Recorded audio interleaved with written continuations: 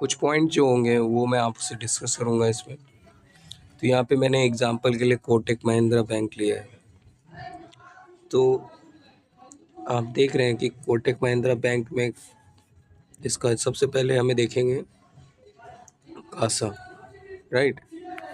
तो यहाँ पे देख रहे हैं कि 45% है। तो एक अच्छा है कि ज़्यादा इसके पास करेंट अकाउंट और सेविंग अकाउंट है।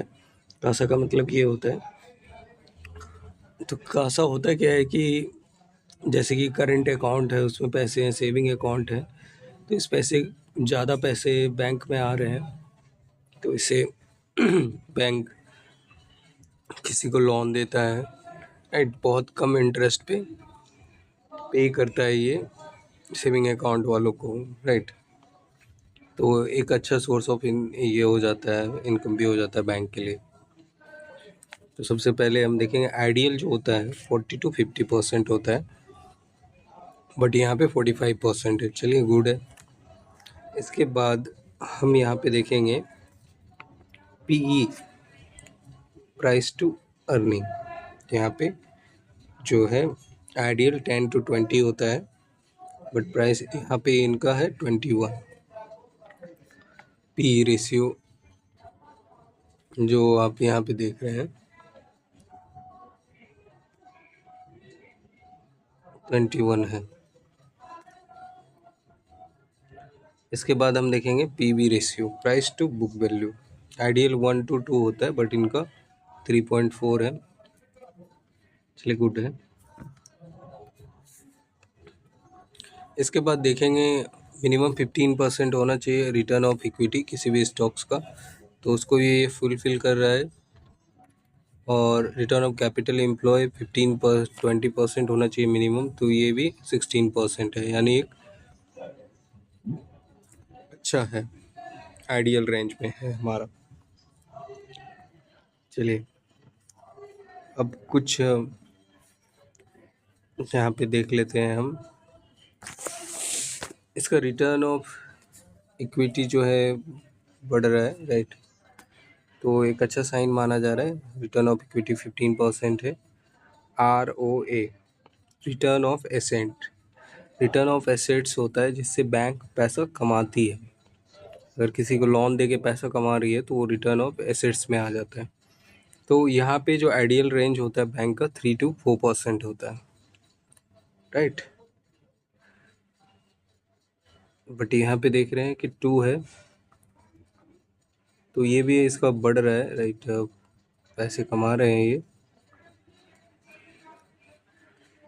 इसके बाद आ रहा है कि नेट NPA, तो 2 से कम होना चाहिए, <2। तो यहाँ पे आप देख रहे हैं कि इसका जो नेट NPA है 0.34% है। घट रहा है, NPA इनका घट रहा है। अब हम जो दूसरा NIM, ये क्या होता है, नेट इंटरेस्ट मार्जिन होता है, यानी एवरेज अर्निंग जो एसेट से कमा रहे हैं वो आइडियल रेंज 3 to 4% होता है। तो यहाँ पे देख रहे हैं NIM 4% है, तो ये भी एक अच्छा माना जा रहा है, गुड है। अब हम चलेंगे कुछ यहाँ पे रेशियो है। CAR का मतलब होता है कैपिटल एडिक्वेसी रेशियो। तो ये जो होता है RBI के द्वारा फिक्स किया जाता है, बट आइडियल रेंज 12 to 15% होता है, राइट। जितना ज़्यादा ये होगा CAR, कैपिटल एडिक्वेसी रेशियो, उतना ज़्यादा आपको यहाँ पे ग्रोथ देखने को मिलेगा, राइट। कॉस्ट ऑफ लायबिलिटीज इसका 4.15 है। PEG रेशियो है इसका 0.82। तो जो कैपिटल एडिक्वेसी है 12 to 15% होना चाहिए। और ये इसका जो हमने बताया आपका CAR, कैपिटल एडिक्वेसी रेशियो जितना ज़्यादा होगा तो यहाँ पे उतना ज़्यादा हमें ग्रोथ, एडवांस ग्रोथ देखने को मिलेगा, राइट। तो अब क्या होते हैं कि अब इसका एनपीए, ग्रॉस एनपीए, राइट, 2 से कम होना चाहिए। तो चलिए हम एनपीए इसका देख लेते हैं एक बारी। तो 2 से तो कम है, इसका लेस देन 2 ही है, 0.65 है। तो अब हमने इसका देख लिया। अब CAR हम यहाँ पे हमने देखा था कोटक का। अब जो है ICICI बैंक का देख लीजिए आप। ICICI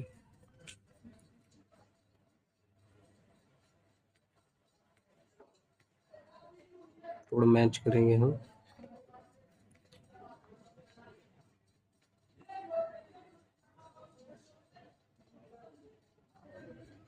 तो इसका 16 है, यानी 12 to 15 होना चाहिए, उससे ज़्यादा ही है, राइट। और एनपीए 2 से कम होना चाहिए।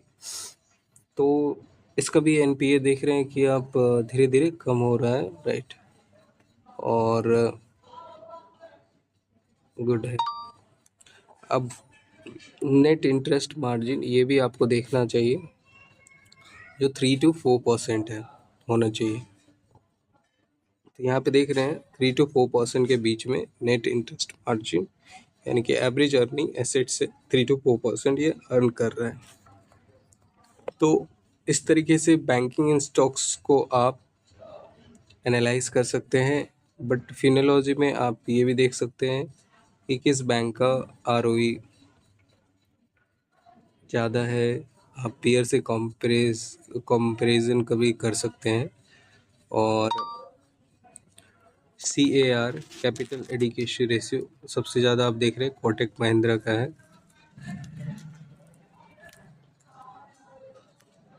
तो यहाँ से आप जब भी आप एनालाइज करें, राइट, तो इसका यहाँ पे देख रहे हैं IDBI का भी अच्छा है। तो इस तरीके से आप एनालाइज भी कर सकते हैं।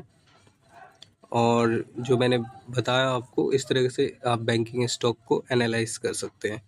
तो ओवरऑल मुझे कोटक ज़्यादा अच्छा लग रहा है इसमें, क्योंकि ये सारे क्राइटेरिया फिल कर रहा है। आप एनालाइज करके बताएं कि आपको वीडियो कैसा लगा। Thank you.